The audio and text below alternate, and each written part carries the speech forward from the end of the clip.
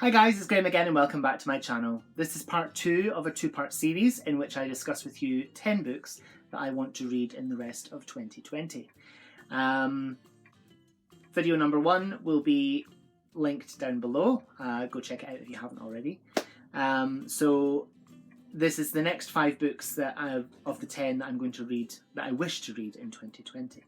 So book number 6, or number 1 for this video, is The Handmaid's Tale by Margaret Atwood.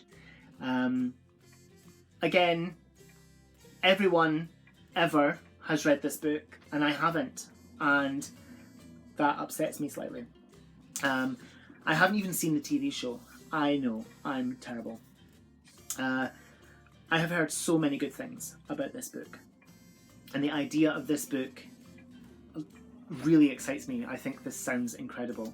And this book itself is a work of art. I mean, look, red page edges, that gorgeous sort of minimalistic front cover with like embossed, or is it debossed? Embossed writing. I love it. It's just gorgeous. And it's got its own little bookmark thingy, a ribbon, which I don't like.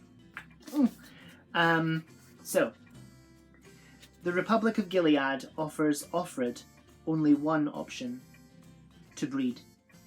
If she deviates, she will, like all dissenters, be hanged at the wall or sent out to die slowly of radiation sickness. But even a repressive state cannot obliterate desire, neither Offred's nor that of the 2 men on whom her future hangs. Brilliantly conceived and executed, this powerful evocation of 21st century America gives full rein to Margaret Atwood's devastating irony, wit, and astute perception. I will read this in 2020. I absolutely will. The Handmaid's Tale by Margaret Atwood. Book number 7, and book number 2 for this video, is The Testaments by Margaret Atwood. I haven't read this either, and got it pretty much a couple of days after it was published. And it upsets me that I haven't read it, and I haven't read its predecessor. But I will get to it. Our time together is about to begin, my reader. Possibly you will view these pages of mine as a fragile treasure box, to be opened with the utmost care. Possibly you will tear them apart, or burn them. That often happens with words. You hold in your hands a dangerous weapon, loaded with the secrets of 3 women from Gilead. They are risking their lives for you, for all of us. Before you enter their world, you might want to arm yourself with these thoughts. Knowledge is power, and history does not repeat itself, but it rhymes. Yeah. The Testaments by Margaret Atwood is going to be a book I will read in 2020. So the final book, books numbers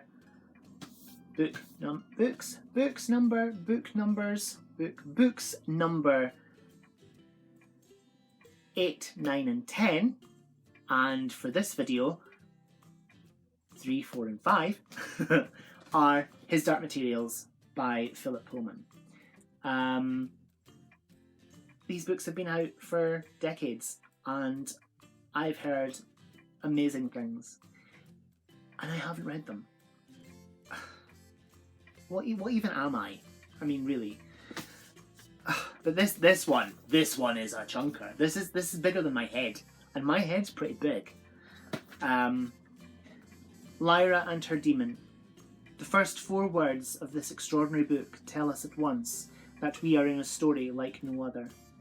12-year-old Lyra, whose demon, Pantalaimon, I hope I haven't butchered that, is part of her very self, is growing up in an ancient, ritual-haunted Oxford when she learns that her friend Roger has been kidnapped for some evil purpose. Desperate, she sets off at once to rescue him.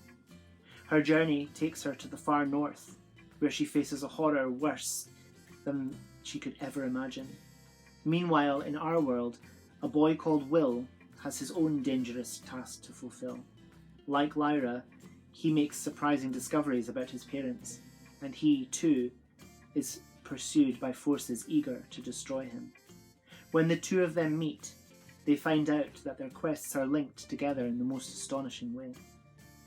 When the double-edged help of the subtle knife, with the double-edged help of the subtle knife, Will and Lyra open the way to many different worlds and meet characters who have their own passionate interest in the outcome of the events. Characters such as the armoured bear, Ioric Bernison, the Texan aeronaut Lee Scoresby, the grateful witches who fly beyond the northern lights, and the most unexpected angels in fiction, Balthamos and Baruch. Their epic journey reaches its climax in the simplest of things, the impulsive response of a girl and a boy to one simple story. When it is over, everything has changed, forever. His Dark Materials, Philip Pullman's mesmerising trilogy, is here produced in one volume for the first time. And it's a big volume. Like I said, it's bigger than my head. And that's pretty frickin' large. So yeah, His Dark Materials by Philip Pullman. 3 books that I will get to in 2020. Thank you so much for watching. Whatever you're doing, I hope you have so much fun doing it. Whatever you're reading, I hope you love it. Stay fabulous, be amazing, be yourself, and I'll see you again soon for another video. Bye bye.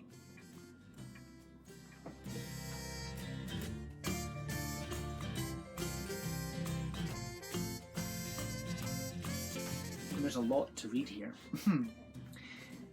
Lyra and her demon. The first 4 words of this extraordinary book tell us at once that we are in a story like no other. 12-year-old Lyra, whose demon, Pantalaimon, I hope I haven't butchered that, is part of her very self, is growing up in an ancient ritual-haunted Oxford when she learns that her friend Roger has been kidnapped for some evil purpose. Desperate to set off at once to rescue him,